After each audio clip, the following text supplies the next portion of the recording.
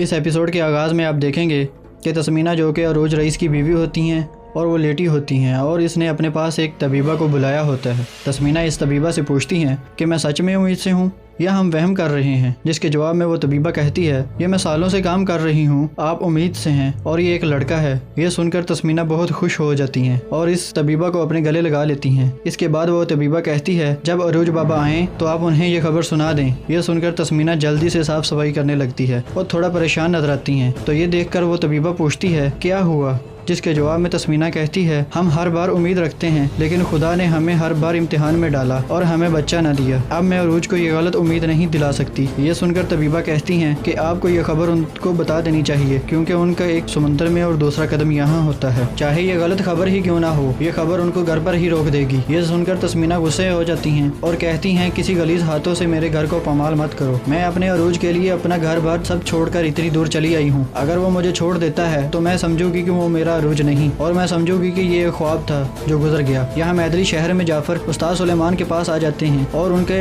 आते ही हाथ का बोसा लेते हैं। इसके बाद उस्ताद सुलेमान कहते हैं मैं कुछ दिनों से कमजोर हो रहा हूँ और माजरत करता हूँ कि मैं तुम्हारा इस्तकबाल करने ना आ सका। इसके बाद उस्ताद सुलेमान कहते हैं मुझे लगता था कि तुम सबसे पहले अपने घर जाओगे और फिर शाम को यहाँ पर आओगे। जिसके जवाब में जाफर कहता है हमारे पास ज़ाया करने के लिए वक्त नहीं है। इसके बाद जाफर उनको एक बस्ता देता है जिसके ऊपर जैम लिखा होता है। ये देकर उस्ताद सुलेमान कहता है ये बस्ता तो जैम सुल्तान का है। आखिरकार शहजादे कुरकुत तक पहुंच ही गया। क्या इसके चचा के पास वाकई ही राजों की चाबी थी? जिसके जवाब में जाफर कहता है कि मगरबी जमीनों में सुल्तान जैम के कत्ल होने के बाद शहजादे कुरकुत को जो कुछ चाहिए था वो सब कुछ उसको किसी न किसी तरीके मिल गया। इसके बाद उस्ताद सुलेमान एक बक्सा उठाकर लाते हैं और उसमें से एक नक्शा निकालते हैं और कहते हैं यकीनन वेंटिंगम के पास चाबी होगी। तारीख का सबसे बड़ा पादरी, बड़े हरूफों के साथ लिखो, पादरी रोड रेगो बोर्चिया, इसने हमारे राजों की एक चाबी हासिल कर ली। ये सुनकर जाफर कहता है वो सिर्फ किताब के बारे में जानते हैं, उनको राजों की किताब खोलने वाली चाबियों के बारे में कभी कुछ नहीं मालूम हुआ। मेरे ख्याल में वो चाबी कभी मगरबी जमीनों में गई ही नहीं। जैम सुल्तान ने इसे अपने ही किसी फर्द को दे दी। ये कहते हुए जाफर नक्शे पर शहजादा मुराद लिखता है। ये देखकर उस्ताद सुलेमान कहते हैं क्या शहजादा मुराद, लेकिन वो तो ईसाई हो गया है। जिसके जवाब में जाफर कहता है इसीलिए तो मैं वहाँ जाकर उससे मिलूंगा। अगर अल्लाह ने चाहा तो चाबी का राज और सुल्तान फतह के पोते को इस शर्मिंदगी से बचाऊंगा। ये सुनकर उस्ताद सुलेमान कहते हैं कि शहजादे मुराद के पास तो खतरनाक बंदे मौजूद हैं, पादरी के पीछे खतरनाक जंगजू। इसके जवाब में जाफर कहता है पैतरो। और दूसरी तरफ कैद खाने में एक सिपाही एक शख्स को अंदर लेकर आता है और उसे धक्का देकर कहता है जितनी सांसें बची हैं ले लो, अब मैं बहुत तंग आ गया हूँ। अब इन दिनों को अपने आखिरी अयाम समझो और मुझे वो नाम बता दो। जिसके जवाब में वो शख्स कहता है कभी नहीं। इसके जवाब में सिपाही कहता है या तो तुम बोलोगे या तो तुम मरोगे। ये कहकर वो वहाँ से चला जाता है और इसी जगह पर एक और कैदी भी मौजूद होता है जो उसके पास आकर कहता है क्या तुम ठीक हो? इसके जवाब में वो शख्स कहता है हमने अपनी जुबान नहीं खोलनी और हम कभी नहीं बोलेंगे। इसके बाद वो कहता है मेरा ख्याल है कोई भी इतना तशद्दुद बर्दाश्त नहीं कर पाएगा क्योंकि यहाँ पर और लोग भी कैद हैं, उनके पास भी बहुत सारी अहम मालूमात है। ये सुनकर वो शख्स कहता है कैसी मालूमात? जिसके जवाब में वो शख्स कहता है कि वो अंदलीसी जो अपने बच्चों के साथ भाग गया था। ये सुनकर वो दूसरा शख्स कहता है कौन? तुम अयूब की बात कर रहे हो? ये सुनकर वो शख्स कहता है चुप हो जाओ। इसके बाद वो कहता है वो जानते हैं कि वो भाग कर अरब चला आया, अगर उन्होंने उसको ढूंढ लिया तो वो दूसरों तक भी पहुँच जाएंगे। ये सुनकर वो शख्स कहता है कि वो बहुत दूर है, मरदूक साहल की झील पर वो छोटे से गांव में मछलियां बेचता है। ये सुनकर वो ठंडी आहें भरने लगता है और कुछ सोचने लगता है। नाज़रीन हम आपको बताते चलें कि इस शख्स का नाम पैतरो होता है जिसका जिक्र जाफर कर रहा था और यहाँ पर कैदी बनकर आना इसका एक मंसूबा होता है ताकि वो इस शख्स से अयूब के बारे में मालूमात हासिल कर सके। और अयूब बारबरोस भाइयों के बाप का नाम होता है। और दूसरी तरफ खिज़र उस्ताद सुलेमान के साथ मौजूद होते हैं। उस्ताद सुलेमान कहते हैं कि तुम अपनी मौत को गले लगाने जा रहे हो। जिसके जवाब में खिज़र कहते हैं मैंने हर चाल सोच समझ कर तश्कील दी है।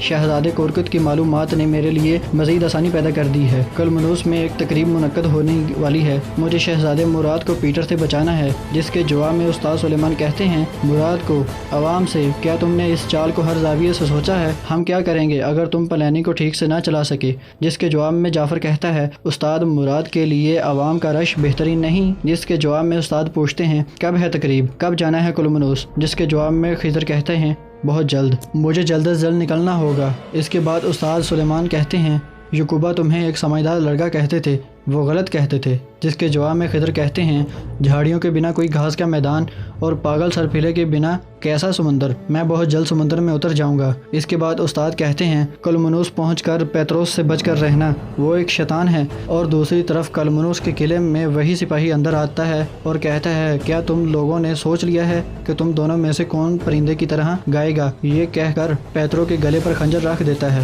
یہ دیکھ کر قیدی کہتا ہے تم ہیرو ہو بھائی۔ اس کے بعد وہ سپاہی کہتا ہے کیا یہی وقت ہے جناب پیترو؟ یہ سن کر وہ قیدی پریشان ہو جاتا ہے۔ اس کے بعد پیترو اپنا خنجر نکال کر سپاہی کو دے دیتا ہے اور سپاہی وہ خنجر قیدی کی گردن پر رکھ دیتا ہے اور پیتروس قیدی سے کہتا ہے کہا تھا نا کہ کسی کو کبھی اپنا راز نہ بتانا، ایک راز زندگی سے بھی زیادہ قیمتی ہوتا ہے۔ جس کے جواب میں وہ قیدی کہتا ہے کوئی بھی خود اتنا پاگل نہیں ہوتا اور نہ ہی بیوقوف ہوتا ہے کہ اتنا عرصہ کسی کو دھوکہ دینے کے لیے وہ تشدد برداشت کرے۔ تم نے میرے ساتھ کھیل کھیلا۔ جس کے جواب میں پیتروس کہتا ہے سب سے مشکل کام تمہاری بکواس سننا تھی، اور پھر وہ سپاہی اس قیدی کی گردن کاٹ دیتا ہے اور پیتروس کو اس کی انگوٹھی واپس کر خود گھٹنوں کے بل بیٹھ جاتا ہے۔ اور دوسری طرف اسکندریہ میں ایک عورت جس کا نام زینب ہوتا ہے، وہ ایک بچے کا علاج کر رہی ہوتی ہیں۔ اس کی طبیعت بہت زیادہ خراب ہوتی ہے اور اس کو کچھ دوائیوں کی ضرورت ہوتی ہے جو اس وقت اس کے پاس نہیں ہوتی۔ اس کے بعد زینب ادھر کھڑی موجود لڑکی کو کہتی ہیں اس کے علاج کی دوائیاں صرف فرانس کے علاقوں میں ملتی ہیں، یہ سسلی کے پہاڑوں پر اگنے والی ایک جڑی بوٹی ہے اور اگر ہمیں ایک ہفتہ لگ گیا تو بہت دیر ہو جائے گی۔ نائٹ ٹیمپلر ہسپتال میں میرا ایک دوست حکیم تھا، جب وہ سامان لینے اسکندریہ آیا تھا تو تب میں اس سے ملی تھی، لیکن اب وہ روڈ کے آس پاس ہے، کلمنوس میں جا کر ہمیں یہ دوائیاں لانی ہوگی۔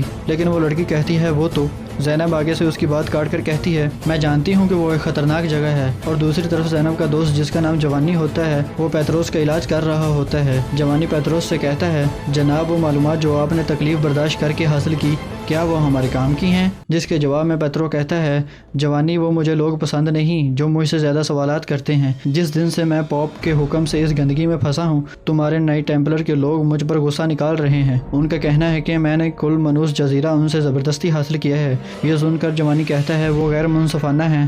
یہ کہہ کر وہ وہاں سے چلا جاتا ہے۔ اس کے بعد پیٹرو وہیں پر موجود ایک شخص سے کہتا ہے اس پر تم کیا سوچتے ہو، کیا نائٹ ٹیمپلر غیر منصفانہ ہے؟ جس کے جواب میں وہ شخص کہتا ہے مجھے لگتا ہے وہ حق پر ہیں، کیا آپ نے ان سے زبردستی حاصل نہیں کیا؟ یہ سن کر پیٹرو کہتا ہے صرف تم ہی میرے ساتھ سچی بات کرتے ہو، اسی لیے میں تم پر سب سے زیادہ اعتماد کرتا ہوں، لیکن ہم ان کی ناڑی پن کی وجہ سے کچھ حاصل نہیں کر سکتے۔ میں نے کلمنوس کو ایک مرکز میں تبدیل کر دیا ہے اور اس کی گرہ بحری روم کے مشرق میں باندھ دی ہے، اور جب میں یہ گرہ مضبوط کروں گا عثمانی اور مملوک دونوں کا گلا گھوٹ دیا جائے گا۔ اندلس تو پہلے ہی عراق بن چکا تھا اور ان کی معلومات کے ذریعے جو میں طاقت حاصل کروں گا قاہرہ، سکندریہ اور قسطنطنیہ سب راکھ میں بدل جائیں گے۔ اور دوسری طرف جہاز میں عروج رئیس اور الیاس ایک قاصد کے ساتھ کھانا کھا رہے ہوتے ہیں۔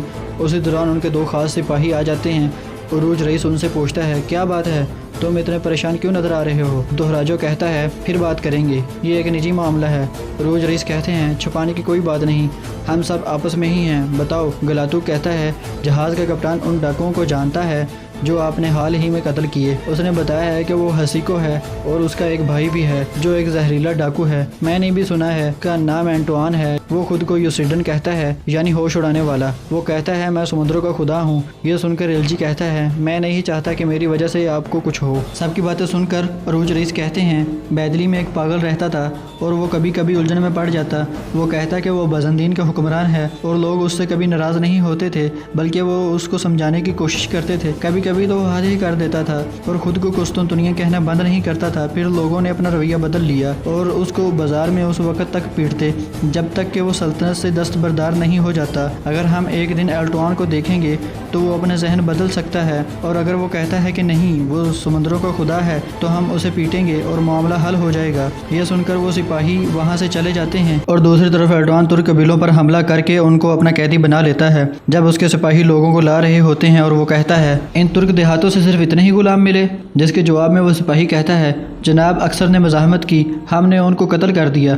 وہیں پر موجود ایک شخص کہتا ہے میں ایک کسان ہوں۔ اس پر ایلٹوان کہتا ہے تم کسان نہیں لگ رہے، تمہارے ہاتھ مشقت والے نہیں ہیں بلکہ تم ایک تاجر ہو۔ پھر وہ کہتا ہے کہ ان کے لواحقین کو خبر بھیجو کہ وہ تاوان تیار رکھیں۔ اسی دوران وہاں پر وہی شخص آ جاتا ہے جو عروج رئیس سے بچ کر سمندر میں کود گیا تھا۔ وہ ایلٹوان سے آ کر کہتا ہے جناب آپ کا بھائی مر گیا۔ ایلٹوان حیران ہو کر کہتا ہے کیا کہا تم نے؟ وہ کہتا ہے عروج نے سب کو مار ڈالا، صرف میں بچ گیا تھا۔ یہ سن کر ایلٹوان شدید غصے میں آ جاتا ہے اور اپنے قریب موجود تمام قیدیوں کو مار دیتا ہے، اور اس کے بعد وہ کہتا ہے میں عروج کے بارے میں سب کچھ جاننا چاہتا ہوں۔ ناظرین، اسی کے ساتھ آج کی ایپیسوڈ کا اختتام ہوتا ہے۔ اگر آپ کو میری ویڈیو اچھی لگی ہو تو پلیز اس چینل کو سبسکرائب کریں اور میری ویڈیو کو لائک کریں، اور پلیز کمنٹس میں اس ویڈیو کے بارے میں رائے پیش کریں۔